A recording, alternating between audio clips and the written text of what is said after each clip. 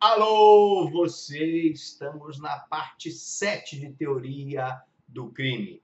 Eu sou o professor Franklin Lobato, professor de Direito Penal e Processo Penal, e nós estamos falando nas espécies de resultado. Falávamos na aula passada que o resultado é a consequência da conduta humana. Esse resultado ele pode ser jurídico, que é a violação ao bem jurídico, não há crime sem o resultado, então na hora que a pessoa pratica uma conduta contra a vida, ele está praticando um crime contra a vida. Se ele pratica um crime contra o patrimônio, ele está praticando um crime contra o patrimônio, vai ter um resultado patrimonial. Se ele pratica um crime contra a administração pública, vai ter um resultado contra a administração pública. Se ele pratica um crime contra a administração da justiça, ele vai responder pelo crime contra a administração da justiça. Vai haver um resultado jurídico. Mas eu tenho também um resultado naturalístico, que é a modificação que a conduta provoca no mundo concreto. É a pessoa viva que morreu. É a pessoa que estava com a sua integridade física e foi lesionada. É a pessoa que estava com a sua honra intacta e foi caluniada, difamada, injuriada.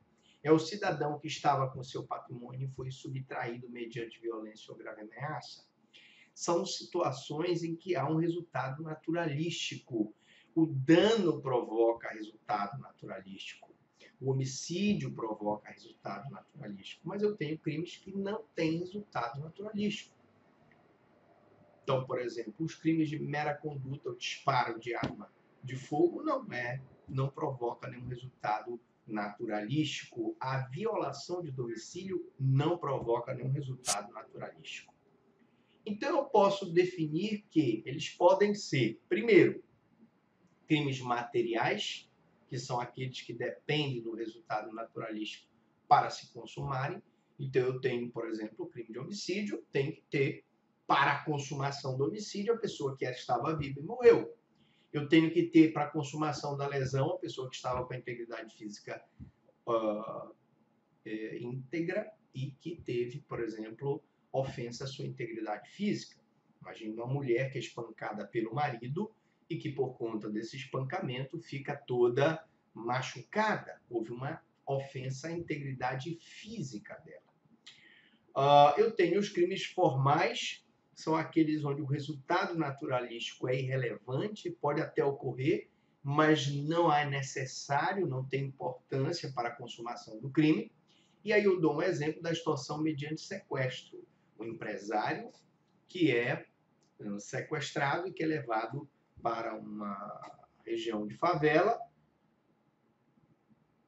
onde os sequestradores eles pedem, por exemplo, resgate. Nesse caso, o resgate é um mero exaurimento do crime de extorsão mediante sequestro, porque na hora em que ele sequestrou aquela pessoa com o objetivo de pedir um resgate, ele já consumou a extorsão mediante sequestro. A mesma coisa em relação ao crime de concussão. Na hora que o agente, ou a corrupção, na hora que o agente pede a vantagem a um funcionário público que chega, por exemplo, para o guarda e diz, olha, seu guarda, eu vou lhe dar aí um dinheiro para o senhor não me multar. Isso aí é uma corrupção. Ainda que o guarda não receba o dinheiro, só o ato dele ter pedido a vantagem devida, nós já teríamos aí consumado o crime. Então, veja, a extorsão mediante sequestro, o resultado é o recebimento do resgate, mas a consumação se dá quando o agente exige o dinheiro. Na corrupção, o resultado é o dinheiro da corrupção, mas a consumação se dá quando o agente exige o dinheiro. No crime de ameaça, por exemplo, a intimidação da vítima. A lei exige menos que a finalidade do agente. Então, veja, a ameaça é um crime formal porque não se exige o resultado naturalístico.